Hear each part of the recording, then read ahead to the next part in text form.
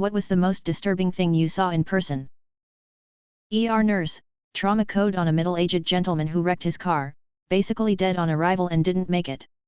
The ambulance that dropped him off had to do a speed clean of the bloody gurney to rush out to another call immediately. 30 minutes later it brings in an old lady who had fallen at home. She kept saying she can't get a hold of her son and he was supposed to take her to the hospital.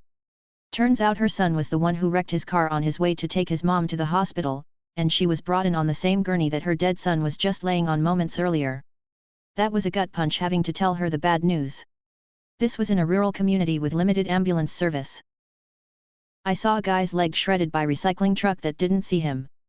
It was something out of a human anatomy textbook. You could see every muscle and bone from thigh to shin. The poor dude was still alive in extreme pain. As the ambulance came to get him he looked so pale and cold. I found out he died shortly after. Entering a friend's place for the first time without prior knowledge that he was / a hoarder at age 40. Total shock. Dude has normal job, friends etc. but an absolute hoarder. Dead mice in the flat, trash in the kitchen reaching almost to the ceiling, mold everywhere on one wall of the bedroom. I didn't dare to use the bathroom. Utter shock. When I was about 9 years old our family was staying at a campground on a river in northern Michigan. A 2-year-old boy had wandered off and was missing. The entire park was looking for him. After about 2 hours with no luck some of us began looking in the water at the ends of the docks nearby. When I dove down in about 4 of water I found him floating just off the bottom of the river.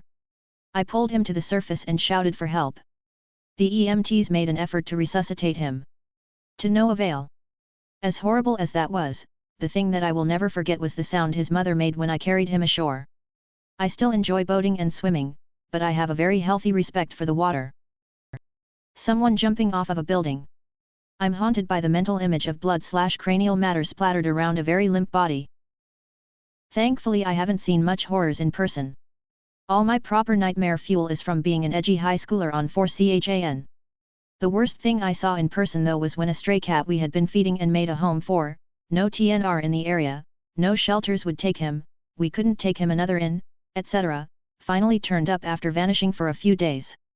I went out to the back porch to empty a pan of grease and heard a very disturbing sounding gurgling pitiful meow behind me. I turned around, and there's Tommy Boy, jaw out of place, missing an eye, the other eye fully scabbed over and pooped out of the socket swelled to the size of my fist almost, head and face caked in dried blood. Looked like he should have been dead already but the poor thing was still moving.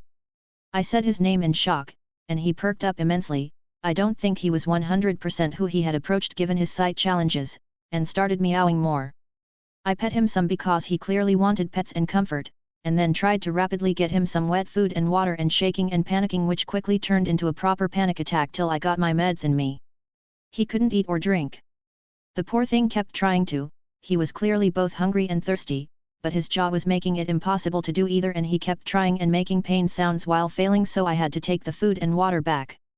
While holding and comforting him and sobbing and freaking out I started calling vet after vet looking for the closest place I could take him immediately without any weight to get put down. I didn't want him to suffer. Eventually found a place that could take him in 45 minutes and was right in town so I put him in a carrier. Despite being an unneutered stray he did not fight me at all on getting into a carrier, he was so trusting and had even come back to us after his injuries, and off we went. This got too long, so I'ma summarize the rest. Vet saw how amazingly loving and friendly he was even as a stray and heavily injured and in pain, purring and leaning into pets and not freaking out at all, and they decided to try and see if they could save him instead of putting him down. The owner of a local shelter happened to be there when I was and offered to go half-cease with the vet's costs to try and save him. Since I couldn't even afford to put him down, they were gonna do that part for free. In the end, I was told, never saw him in person again, the missing eye was actually in there but like sunken back and that one they were able to save and he got vision back. The other eye had to be removed. His jaw wasn't as badly messed up as it looked and they were able to set it fairly easily and with lots of pain medicine he was able to eat and drink by himself. They neutered him during the same surgery for the eye and jaw, and by some luck he had no other major injuries or internal damage. Leading theory is he got hit by a car, sad face. During recovery he got along with the other cats, played with both cats and humans, and was a well-behaved gentleman despite his checkered past. One of the vet employees adopted him and he found a forever home. Human body parts moments after they got hit by a semi-truck in arm about 35 feet from the head. Probably seeing the burn marks on a pediatric patient who was desperate for help due to persistent SA from a family member. Never been so pissed in my life at someone I had never met. Wish I could have broken the perpetrator's orbitals, so he could never look at another child the same way again. An elderly man on a bike get hit by a truck. I had to hold his head together with my shirt to try and stop the bleeding until the ambulance came. Was riding with my dad and siblings one morning on our way to school. There's a bridge we drive under every day. That morning we all saw a body hanging from that bridge. When we got home from school, the body was finally in the process of being taken down. I was no contact with my abusive addict mom for many years. She passed in 2020, a sheriff's deputy found her during a wellness check. It was declared that she had been dead for a couple of weeks in July heat with no utilities. My father and I drove to her house the day after they removed her body. You could smell the decomposition from a block away. She had cancelled trash services and had 3+ years of garbage bags piled to the ceiling in her garage. There were rats running all over the house. 99.9% of our family pictures were pissed on or eaten by rats and not salvageable. Both of her toilets were out of order and full to the brim with crap. Everything I saw in her house was absolute nightmare fuel. I watched a guy get sucker punched outside a club, not uncommon where I used to live, but he fell back and hit his head and a pool of blood started spreading from the back of his head. I always wonder whether he died/had long-lasting damage. A man that was pulled into a wood chipper.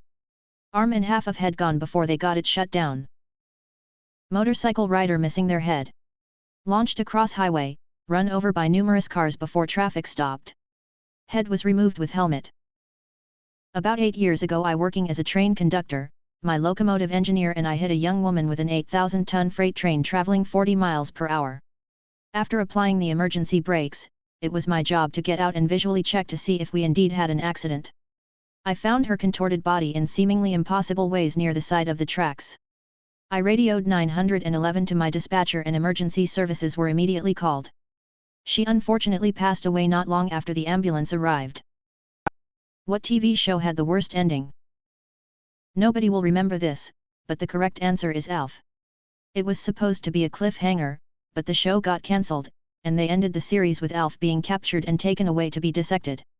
Good night, kids. X-Files.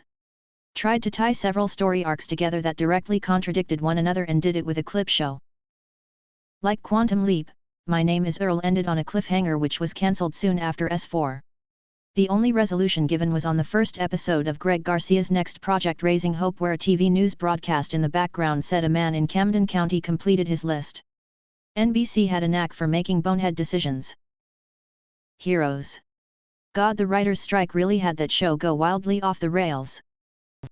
Pretty Little Liars, the creator never even knew how it would end. I hate that show because it was great for the first maybe 2 seasons, then just terrible from then on. House of Cards. Merlin has a pretty horrible ending.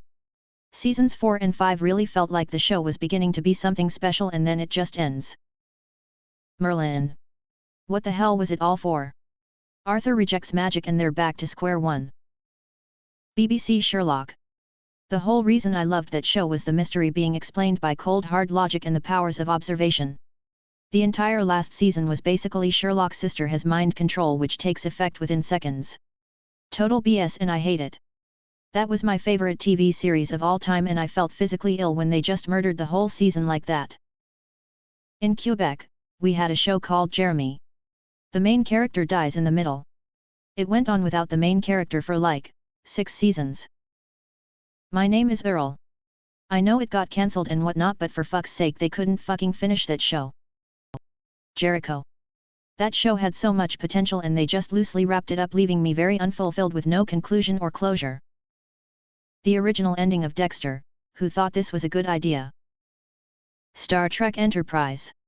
It was a fun prequel that looked at the start of the United Federation of Planets. The last episode was an insult. A main character was killed off and it was in a TNG holodeck. Bloody rubbish, I'm still livid. Last Man on Earth, the show got cancelled on a cliffhanger and we never saw an end to it. What fetish did you think you had, but turned out not to be the case after you tried it? Degradation. Turns out I actually like being praised. Who would have thought? Sex in front of a fireplace was always something that sounded hot to me. And it was, way too hot. Erotic accountant role play. My ex suggested sucking me off with ice cubes in her cheeks. Sounded pretty hot, turned out to be very cold. I was 2-3 years old at the time and knew this older couple that was maybe around 40. They invited me over for drinks, dinner, and just to hang out. Towards the end of the night the guy wanted to watch me have sex with his GF. She was all into it and so was I at first. In the middle of it, I got really weirded out with him staring at me and his GF have sex. I couldn't really stay hard with him sitting on a chair in the corner smoking numerous cigs while watching his GF and I go at it lol. Always fancied seductively licking Nutella of my wife's body but a few minutes and one breast and I realized it was getting very messy and quite sickly. We accomplished nothing more than a quick shower and changing the sheets, chalked it down to experience and settled down to a cup of tea. We've never talked about it since. Thought I was into group stuff, for so long. Threesomes, foursomes, whatever. Got the opportunity and absolutely hated it. I've never felt such bitterness in my life. Sexy nurse fetish. All through high school it was sexy to think about. Wife became a nurse and it turned from sexy to bedpans and follies. I always thought that getting whipped by a sexy woman is hot. When a sexy friend of mine actually whipped me I didn't enjoy it at all because it hurt. This was the moment when I realized that I dislike pain. My friend looked sexy as hell holding that whip though. Hot candle wax. I liked how it felt on my hands. Did not like it anywhere else. Role play for me. I just didn't have the commitment. Once I failed her on her maths test I just felt disappointed rather than horny. Sex outside. I got cold, mud on my clothes, scraped hands and knees and was too nervous to enjoy it. I convinced myself I was a sadist, turns out I hate hurting people. My BF enjoys what little I can do though. Food play. The pop rock blowjob was not particularly pleasurable, more like putting your dick in a salt grinder that stings you slightly and then gets sticky. When I was a teenager, I thought maybe I was into feet. Turns out I was just into any bearskin that I didn't see often at that point.